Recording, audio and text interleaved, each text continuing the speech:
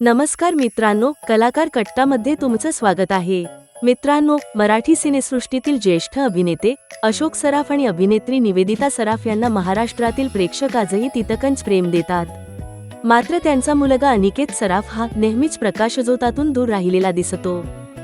अनेक कलाकारांची मुलं आई वडिलांच्या पावलावर पाऊल ठेवत अभिनय क्षेत्रात येतात, पण अनिकेतने मात्र वेगळा मार्ग निवडला। उच्च शिक्षणासाठी तो कॅनडाला गेला आणि पुढे तिथेच स्थायिक झाला। आज तो भारताऐवजी कॅनडामध्येच आपलं आयुष्य घडवत आहे। नुकत्याच एका मुलाखतीत निवेदिता सराफ यांनी याबाबत मनमोकळेपणाने भाष्य केलं। त्यांनी सांगितलं की कोरोनाच्या काळात अनिकेतची नोकरी गेली होती, त्यावेळी त्यांनी त्याला भारतात परत येण्याचा सल्ला दिला होता। मात्र त्याची कॅनडाच्या नागरिकत्वाची प्रक्रिया सुरू असल्याने त्याने तिथेच राहण्याचा निर्णय घेतला। यानंतर अनिकेतने स्वतःसाठी नवीन मार्ग शोधला। त्याने इंग्रजी शिकवण्याचं काम सुरू केलं। त्याला लेखनाचीही आवड असून तो कथा, पझल्स आणि विविध सर्जनशील माध्यमांतून विद्यार्थ्यांना इंग्रजी शिकवतो।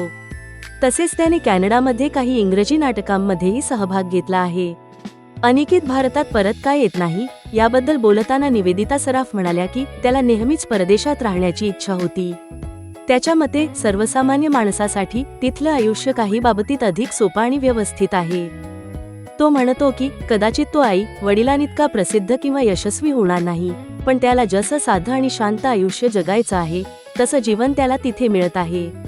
निवेदिता सराफ यांनी पुढे सांगितलं की मुलगा दूर राहत असल्यामुळे काळजी तर वाटतेच, विशेषतः तो आजारी पडला किंवा एखाद्या कठीण प्रसंगात असला तर आपण त्याच्याजवळ नसल्याची खंत मनात राहते। तसंच जेव्हा अनिकेत भारतात येतो आणि परत कॅनडाला जातो तेव्हा विमानतळावरील निरोपाचा क्षण त्यांच्यासाठी खूप भावनिक असतो। मात्र एक आई म्हणून त्याचा आनंद महत्त्वाचा असल्याचं सांगत तो जिथे आनंदी आहे तिथेच राहावा अशीच आमची इच्छा असल्याचं निवेदिता सराफ यांनी म्हटलं।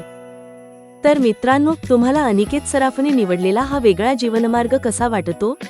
कमेंटमध्ये नक्की सांगा आणि अशाच मराठी मनोरंजन अपडेटसाठी कलाकार कट्टाला सबस्क्राईब करायला विसरू नका।